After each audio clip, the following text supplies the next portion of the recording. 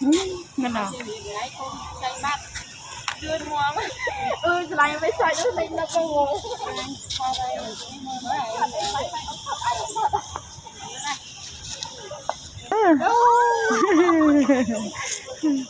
ồ màn tóc cái điện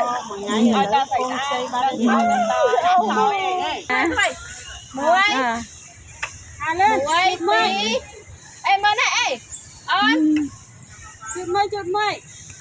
chọc đi gì mẹ ui ai sai chứ cái vậy bảy là hạt mình đi